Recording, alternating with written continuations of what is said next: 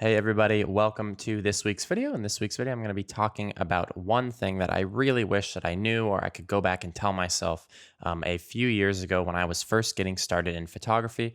I was making one beginner mistake that I see very many beginners make. It's something that I feel that everyone is in some way, shape, or form making while they are first starting photography. So I want to help you guys out. I want to tell you guys what that is, so hopefully that you can avoid that as much as possible. So like I said, this is something that I wish I'd told myself or could go back in time and tell myself at least when I was first starting. So we're going to go ahead and look at a few of my older images, and I'm going to talk you through kind of the mistakes that I made and kind of what I would tell myself differently. So the first image we're going to look at is this one here. Now you can see that I've got this really basic, boring image of this sand dune. You can see that it was a clear sky day. There was not a lot of interest there, but when this was the first time that I ever went to the dunes in Death Valley here, I really wanted this cool wide angle shot with this really great sky, and I wasn't really thinking about using the conditions to my advantage, and instead I kind of let the conditions didn't really dictate what my photo was going to be like. So you see I've got this really boring photo. We've got this sand dune here. We've got this sun here. It's not even a sun star. It's really boring. I'm going to show you guys the edit here. It's really not exciting. I want to show you guys a more recent photo that I took, and this was probably in the last year or so. Same sand dunes, same conditions, clear blue sky, and I got this photo. So the really cool thing about this photo is that it's actually somewhat interesting to me, at least. I think it's a lot better photo because we've got this really interesting curve. We've got the sunlight hitting the sand dune. You wouldn't know that it was a totally boring blue clear sky because I haven't showed you the sky. I didn't need to show you the sky in order to make this a compelling photo. I simply just showed you what was interesting. So I slapped on my telephoto lens. This was shot at 300 millimeters. So it was just one example of a time when I didn't need to use my wide angle lens to create a photo that wasn't really interesting. So instead I used a telephoto lens and really just zoomed in on one particular part of my whole scene that was interesting to me. So back to the main point of using the conditions to your benefit, not just shooting to shoot the scene that you pictured while you were driving out there that would have great conditions and fog and clouds and this and that. I've got this image here.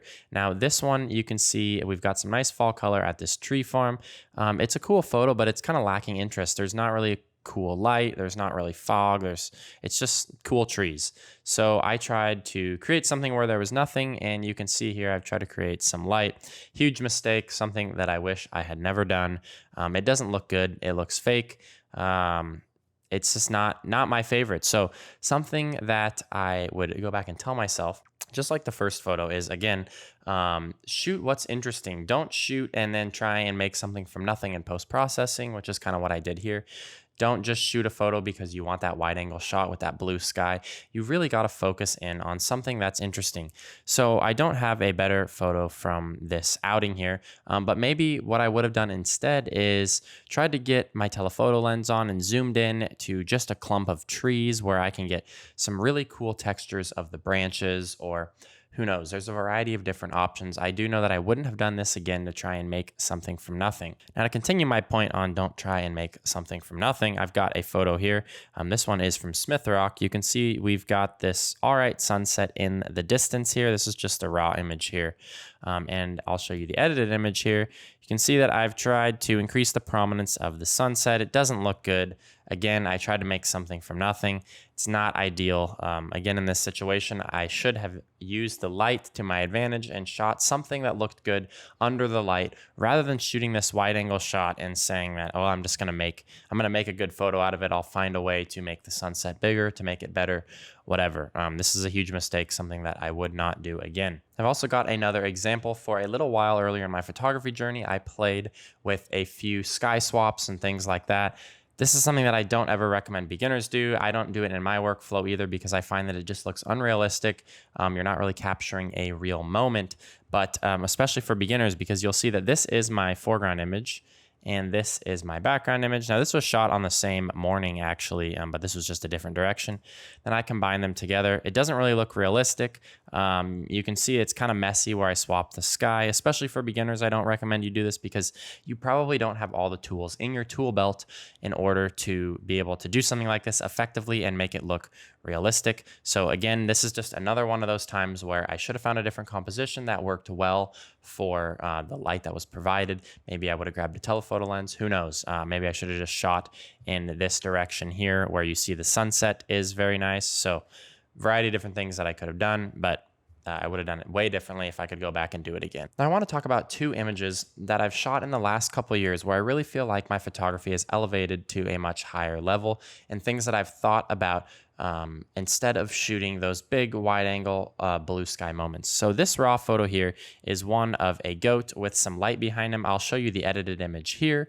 And the thing that was really cool about this image is for a lot of people to look at this, it may seem obvious. Well, of course, you're going to shoot that baby goat that's standing on the rocks with the sunlight behind him. It all lined up perfectly. But to put myself in this situation and get this photo, I had to give up the shot that I wanted, which was the wide angle shot. Now, I'd backpacked for 4 or 5 days. I was deep in the backcountry. I wanted to get a wide angle shot of this beautiful lake that I was at with these beautiful mountains in the background and the sunset behind it. But as the sun started to set, I noticed we didn't have clouds. It wasn't going to be an exciting sunset. So instead of just settling for that shot, which would have not been interesting, I probably would have deleted it. We wouldn't even be talking about this shot today. I decided that I was going to go for a shot of these goats. Right around sunset, some goats started walking down the hill. So I wanted to put myself in a position where I could get just below the rock so I could shoot up and into the scene with a goat and the sun behind it. Now, of course, this wasn't as easy as it may sound. I didn't just sit there and this baby goat just walked around. I had to spend about an hour running around trying to get the goat in the exact perfect position. And of course, when you're out there shooting wildlife in the backcountry, you can't really push the wildlife to go one way or the other. You kind of just have to react to whatever the wildlife does. So I'm trying to keep my distance, but stay in the right spot to get a really great shot of this goat. So I spent my whole hour going for this shot of this goat, with accepting the fact that if this shot didn't turn out, I was going to end up with basically nothing. I wasn't even going to have a shot of this nice lake. I was going to have nothing, just shots of some wildlife that weren't that exciting. So as you can see, by calling an audible here and opting to shoot the goat instead of shooting the wide angle shot of the lake, I was able to get a really compelling photo for the light that was provided. Professional photographers, they really know how to use the light. And once you've reached that kind of amateur level where you feel like you've kind of capped out, try using the light to your advantage. Now, of course, this sounds obvious, but if you go out to a spot, let's say you're in Yosemite and you want to shoot the classic shot of Half Dome, but you get out there and the light is not good, try and figure out something that you can do to utilize the light, because in my opinion, there's never light that's not good. Whatever light is provided is always good for something. So how can you use that light to create a more compelling photo of something else? Maybe it's not the original subject you planned on, but I promise you there is compelling photos out there that you can find. Now here's another raw file, and this photo is another great example of a time where I was able to kind of call an audible and get a really nice photo out of it, in my opinion. So you can see the sunset looks like it's very good. I'll show you even the edited file here. The sunset looks excellent, but what you don't know is what I don't have in this photo. So what's not in this photo is that literally the highest red cloud that you can see right now, there is no more red clouds in the sky anywhere. It's all blue above that. So if I had shot this with a 16 millimeter, 18 millimeter, whatever wide angle lens I had, you would hardly be able to see any red. You would just see a strip of red on the horizon. It would be minuscule in your photo. It would be absolutely tiny. So on this particular day, there was a bunch of other photographers on the beach. I think there was actually maybe a photo workshop going on at this time. And I saw all these photographers trying to get really close to the rock and use their wide angle lens. And what they were capturing was just so much blue sky, so much blue sky. It just was crazy. And blue sky is not really interesting in your photo. So instead, I decided that I was going to throw on my telephoto lens and I was going to back up and zoom in, which allows me to compress my subject with the background.